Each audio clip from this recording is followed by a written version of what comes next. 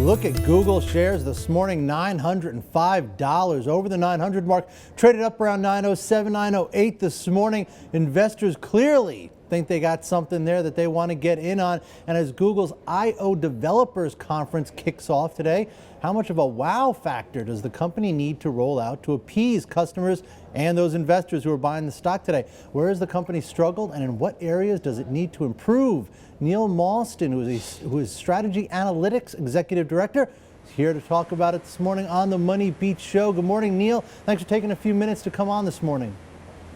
Hey, thanks, Paul. So what do you expect out of this conference today? Does Google need to do anything today, first off? I think Google's doing relatively well as it stands. Its share price is on a bit of a roll for some time.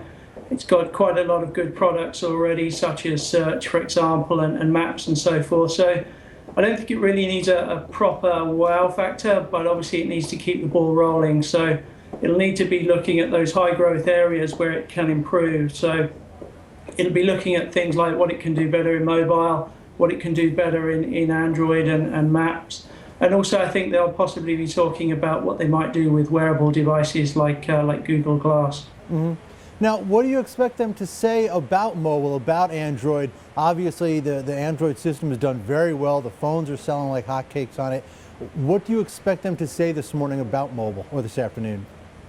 Yeah, we expect them to talk a little bit about their roadmap, talk a little bit about what they'll be doing with Android over the next few quarters, how they'll be upgrading the software, but also what they'll be doing to upgrade the services that go with that as well. So they'll be talking about how they can make maps richer, for example, or what they might be doing with the music side of things and so forth. So they'll be looking to make the ecosystem more robust and giving more details on that.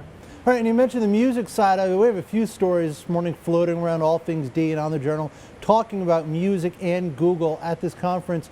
Do you expect them to announce some kind of a music service? There's plenty of rumors flying around, and as you say, the Wall Street Journal has reported on things similar to that. I think it's probably likely that there will be some announcement related to music. It's clear that a number of rivals like Spotify, Pandora, Deezer, they're doing relatively well with their streaming and subscription music services. So this is an area that Google will be looking at very closely to both sell not just subscriptions but also advertisements as well, both to fixed and mobile users. So I think it's very possible that there will be some announcement related to the music side of things. Yeah, and you mentioned Google Glass before, and it seems like there's another one of these things that they roll out they just roll out a ton of products, and it seems kind of nerdy, kind of wonky, kind of something that would never be a mainstream thing. I mean, I like these glasses. I don't want Google glasses. But is that the kind of thing that, and we've seen it before with them, they roll out a product, everyone says, oh, it's neat, but then a couple of years down the road, it becomes a mainstream thing. I mean, how real is the whole Google Glass concept? Yeah, I think you're right, Paul. At the moment, Google Glass, in terms of wearable devices, facial-based devices for phones and computing, are still very niche. They're relatively expensive. They can be a little bit user-unfriendly. They look a little bit odd as well, sat on people's faces, and behavior of how people use them is important. But I think we're really in the first generation of wearable devices today. So all first generation products tend to take off slowly. It's really the second and third generation products, maybe 1, 2, 3 years from now, that we should really be paying close attention to. And as computers get smaller, then they're more likely to be worn on the body rather than held in the pocket or in a purse. And we think wearable devices in the long term have a good future. All right, Neil Mawston, Strategy Analytics. Thanks for spending a few minutes with us this morning.